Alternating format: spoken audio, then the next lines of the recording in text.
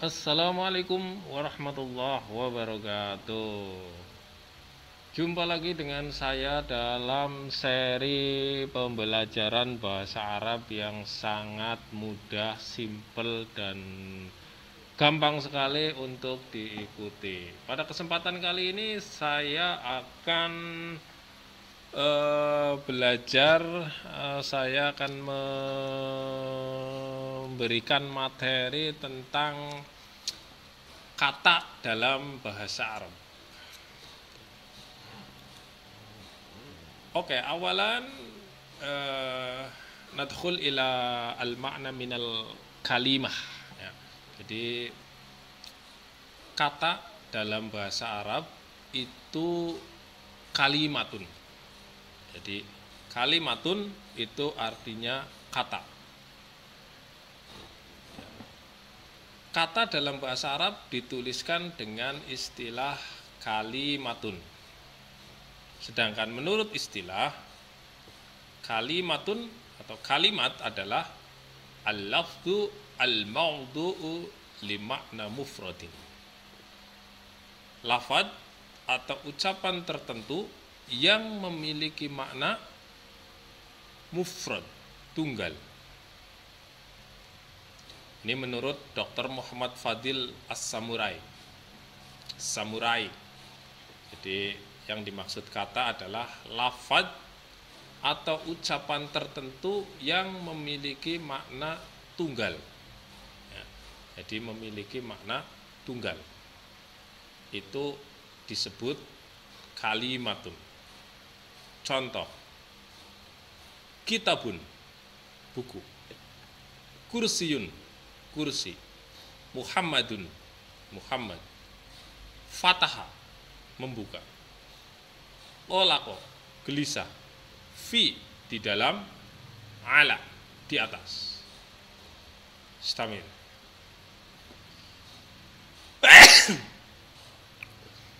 Taksimul kalimat fil lughatil arabiyah tanqasimu ila salasati aqsam. Al awalu hiya ismun, wathani fi'lun, wathalis harfun. Kata di dalam bahasa Arab terbagi menjadi 3 kelompok besar. Yang pertama adalah isim, yang kedua fi'il, dan yang ketiga huruf. Jadi dalam bahasa Arab itu terbagi menjadi 3 kelompok kata ya. Jika kalian membuka kamus ya, kita antum tangduruna fil kamus, fahunaka najidu al-ism wal fi'l wal harf. Jadi kalau kita buka kamus itu nanti ketemunya ya 3 kelompok kata ini. Ada isim, ada fi'il, dan ada huruf. Next. Oke, awalan ma makna ism? Al-ism wa lafdun yadulu ala maknin ghairu muqtarinan bis zamanin. Yang dimaksud isim adalah lafad yang memiliki makna yang tidak terikat oleh waktu. Ya, kata kuncinya tidak terikat oleh waktu. Ada banyak kata, tetapi yang dimaksud dengan isim adalah yang tidak terikat oleh waktu. Ghairu muqtarinan bizzamanin, tidak terikat oleh waktu. Dalam keseharian kita kadang menyebutnya kata benda. Ya, ini memang lebih gampang. Walakin, tetapi tidak semua isim itu adalah kata benda. Nah, dalam hal ini kita bisa melihat ada kata benda yang abstrak, ada kata benda yang konkret. Terkadang isim itu juga menunjukkan kata yang disandarkan kepada benda. Ya, misalnya kita ketemu dengan jamilun, ganteng. Ini sifat, isim mausuf. Ya, jamilun itu bukan huruf dan bukan fi'il, tapi adalah isim. Kenapa? Karena sifat jamilun itu akan dikenakan kepada benda, baik manusia, binatang, atau benda-benda lain. Contoh di sini adalah kolamun, pulpen. Pulpen itu benda. Laisal fi'lin au harfin. Bukan fi'il dan juga bukan huruf. Madrasatun, sekolah. Sekolah itu juga kata benda, bukan kata kerja. Luna Maya, nah Luna Maya juga nama orang, ini kata benda juga. Mudarrisun, guru. Kitabun, buku. Sayaratun, mobil. Oke, biar lebih jelas kita akan belajar apa sih tanda-tandanya isim. Ciri-ciri isim, alamatul ismi. Nah, tanda-tanda isim ada 4. Al-awalu tanwin. Jika ada kata yang bisa ditanwin atau akhirnya adalah tanwin, maka jelas itu adalah isim. Contoh, qalamu, kitabun. Terakhirnya bun. Nomor 2, jika kata itu bisa bersambung atau bisa ditambahi alif lam, maka itu sudah pasti adalah isim. Contoh, tadi kolamun dikasih alif lam, al kolamu, bisa dimasuki al. Alhamdu,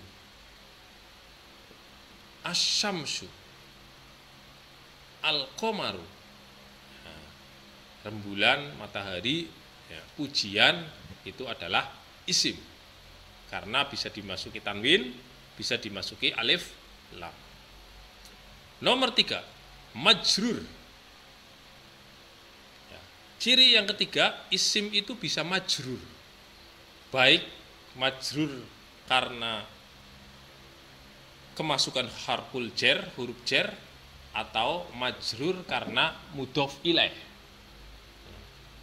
Contoh, fil madrasati adalah majrur karena ada huruf jar fi. Fil madrasati. Fil baiti. Fil baiti juga majrur karena fi. Kemudian yang karena mudhof misalnya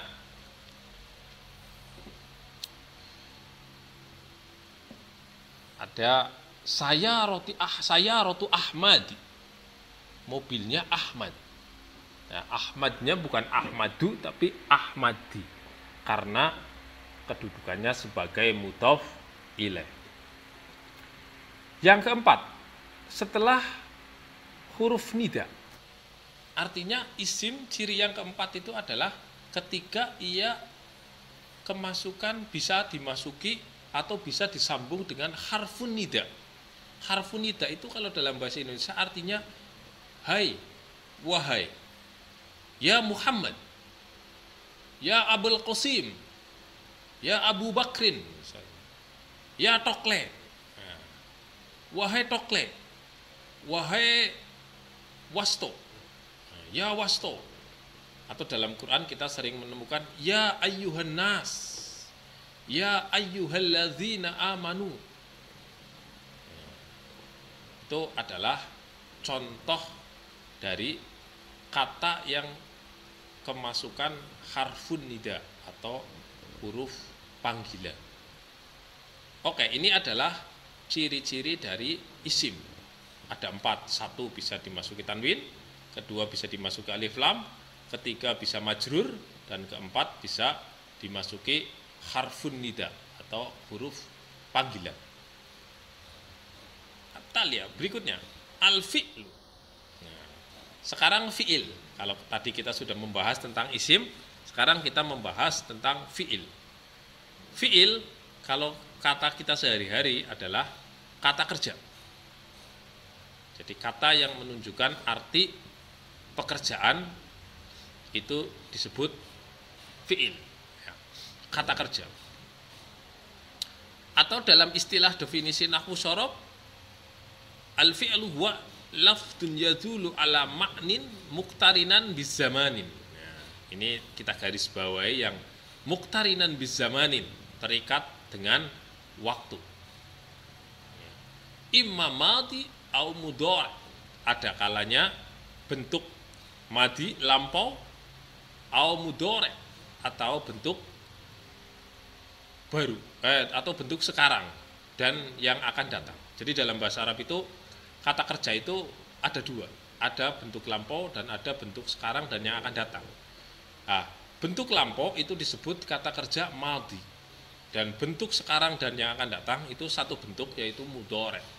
Jadi ketika kita menggunakan kata kerja dalam bentuk mudhari itu bisa berarti sekarang, bisa berarti yang akan datang, tergantung bagaimana pembicara itu mengutarakannya, bagaimana konteks yang dibicarakan oleh pembicara itu sendiri. Ketika dia bermaksud untuk yang akan datang, berarti mudhari. Atau ketika dia bermaksud sekarang, juga menggunakan mudhari. Cuma di dalam bentuk yang akan datang biasanya sering ketambahan dengan sin dan saufa. Artinya akan. Sin akan tapi dalam waktu dekat, dan saufa akan tapi dalam waktu lama. Kalla saufa ta'lamun. Sa'adhabu ilal madrasah sa'adhabu ilal madrasah ghad. Saya akan pergi ke sekolah besok. Berarti karena pakai sa, ini menunjukkan waktu yang tidak jauh. Artinya pekerjaan itu akan segera dilakukan, tetapi tidak lama lagi. Sa'asrobu al-qahwa, saya akan minum kopi. Berarti dalam waktu dekat dia akan meminum, saya akan meminum kopi. Tetapi jika kita menggunakan kata saufa adhabu ilal madrasah, saya akan pergi ke sekolah, berarti perginya masih lama karena menggunakan saufa. Sedangkan bentuk lampau itu hanya ada satu, yaitu fi'il madhi. Contoh. Sekarang kita masuk ke ciri-ciri fi'il. Nah, ciri-ciri fi'il sama dengan isim ada 4. Yang pertama, tak fa'il. Isim fi'il itu bisa menerima tak fa'il. Tak fa'il itu adalah tak yang menunjukkan pelaku. Di sini ada tu, kataba, katabtu, katab tak. Yang kedua ada tak taknis. Jadi fi'il itu bisa dimasuki tak taknis. Tak taknis itu adalah tak yang menunjukkan perempuan. Katabats. Ya, ini jelas pelakunya adalah perempuan. Taktubina, ini juga jelas pelakunya ada perempuan, ada tak, di belakangnya ada ya dan nun. Taktubina. Katabats, ini bentuk lampau, dia telah menulis tapi perempuan. Ya. Atau taktubina, dia sedang atau akan menulis, perempuan. Jadi tak taknis. Jadi tak taknis itu hanya untuk perempuan. Ya mukhatabah. Nah, ya mukhatabah itu artinya ya yang bersambung dengan fi'il mudhari, ya, menunjukkan mukhatab. Ya, ada mutakalim, ada mukhatab, ada ghaib. Ya, mukhatab itu berarti orang yang kita ajak bicara. Taktubin, uktub, taktubin. Engkau sedang menulis. Uktubi, tulislah. Ini ya-nya ya perempuan, ya mukhatabah. Yang keempat ada nun taukid. Nah, ini nun yang bertasdid. Kalau ada ciri seperti ini berarti ciri-ciri dari kata kerja. Berarti kata sebelumnya ini adalah kata kerja. Kenapa? Karena kemasukan nun taukid. Liyak tuban, ini biasanya berfungsi sebagai penguat, taukid. Baik, kita lihat di contoh. Contoh kata kerja. Nah, ini satu ada zahaba yadhabu, akroma yukrimu, inkasaro yankasiru. Nah, ini ada bentuk sulasi mujarod. Ini ada masjid, ya. Ini ada tambahan lagi, ini ada rupai. Dalam kamus itu biasanya tertulis berdampingan seperti ini. Kalau fi'il, zahaba akan ditulis bentuk sekarang dan yang akan datangnya, yadhabu. Akroma yukrimu, inkasaro yan kasir. Ya. Jadi akan ditulis secara berdampingan dengan bentuk apa namanya, dengan bentuk mudorenya, ya, secara berdampingan dengan bentuk mudorenya. Jadi dalam kamus itu biasanya berbeda dengan fiil, ya, berbeda dengan isim. Kalau isim itu di dalam kamus bisa tertulis dengan tanwin, dengan alif lam, ya. Tetapi kalau fiil itu di kamus biasanya tertulis berdampingan. Dhahaba yadhabu, akroma yukrimu, inkasaro yan kasir. Dhahaba artinya pergi, akroma memuliakan, dan inkasaro artinya memecahkan. Ya, ini contoh fiil. Jadi sekali lagi fiil itu adalah kata yang terikat dengan waktu. Ya, kata yang bermakna dan terikat dengan waktu. Ada bentuk lampau, bentuk sekarang, dan bentuk yang akan datang. Dalam fiil dalam bahasa Arab itu hanya ada madhi dan mudhari'. Kalau dalam bahasa Inggris ada past, present, dan ada future, 3, ya. Tapi dalam bahasa Arab hanya ada 2. Terus apa itu yang dimaksud dengan huruf? Nah, ini yang terakhir. Ma huwal harf? Al harfu huwa kullu lafdhin ghairi ismin au fi'lin. Huruf itu adalah lafad, setiap lafad, kullu lafdin, setiap lafad, setiap ucapan yang selain isim dan fi'il, ya. Bukan isim dan bukan fi'il. Itu disebut huruf.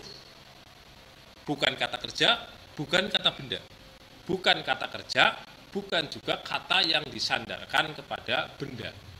Nah, maka disebut sebagai harfun. Contoh, ila, ke, ana adhabu ilal madrasah, saya pergi ke sekolah. Ila, ke, ya. Ana, saya, isim, adhabu, fi'il, pergi, ila, huruf, madrasah, al madrasati, isim, majrur. Nah, jadi ila adalah huruf, artinya ke. Ala, al-kitabu alal maktab, al-kitabu, buku, alal maktab, di atas meja. Jadi al-kitabu ada alif lam adalah isim, ala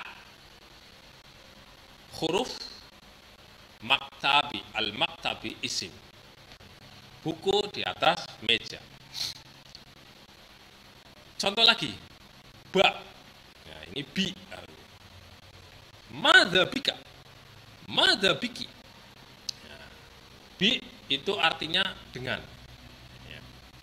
Madza bika artinya ada apa dengan. Madza biki ada apa dengan. Jadi bi itu artinya dengan. Fi, fi artinya di dalam. Contoh, huwa fil funduk, dia di hotel. Huwa fil hamam, dia di kamar mandi. Hum yadhabuna ilal mirhal, mereka pergi ke WC. Hum isim, yadhabuna fi'il, pergi, ila ke mirhad WC, ya. Jadi menunjukkan huruf. Nah, ini hanya sebagian contoh. Kalau kalian membuka kamus, nanti akan ketemu banyak sekali huruf-huruf di dalam bahasa Arab, ya. Jadi huruf itu yang di sini yang dimaksud huruf bukan huruf alif, ba, ta, sa, jim, ha, kho, ya, tetapi huruf yang selain isim dan fiil yang ada maknanya, ya. Meskipun bukan kata kerja, bukan kata benda. Kalau alif itu kan kita artikan, ya, alif itu ada yang jadi huruf, artinya apakah? Tetapi dalam alif, ba, ta itu alif ya alif, ba ya ba, ta ya ta, ya. Jadi bukan memiliki arti tersendiri. Seperti ba di sini. Kalau ba di sini memang artinya dengan. Alif juga apakah? Nah, jadi ada huruf hijaiyah yang menjadi harf, bagian dari kalimat di dalam bahasa Arab. Ya. Adapun yang dimaksud kalimat dalam bahasa Arab itu artinya kalam, kalamun. Kalau kalian sering mengaji jurmiyah biasanya al kalamu huwa lafdun mufidun murokabun bil wad'i. Ya. Gitu. Jadi kalam biasanya untuk kalimat dan kalimatun untuk kata. Ya. Ada yang menggunakan tarkib. Kalau kita membuka Jami'ud Durus itu biasanya ada istilah tarkib. Ya, ada musnad ilaih. Ya, ini adalah arti kalimat. Ya, sekali lagi kalau kata dalam bahasa Arab itu artinya ditulis kalimatun. Nah, sedangkan kalimat dalam bahasa Arab itu kalam, tarkib, atau jumlah. Ada yang menggunakan istilah jumlah. Ya, kalau yang sudah MTS itu biasanya kenal ada jumlah ismiyah atau jumlah fi'liyah. Ya, ini kira-kira pembahasan sederhana tentang isim, fi'il, dan huruf ya. Nanti akan kita lanjutkan pada pembahasan berikutnya yaitu tentang jumlah.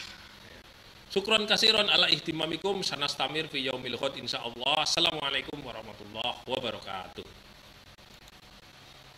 Thank you.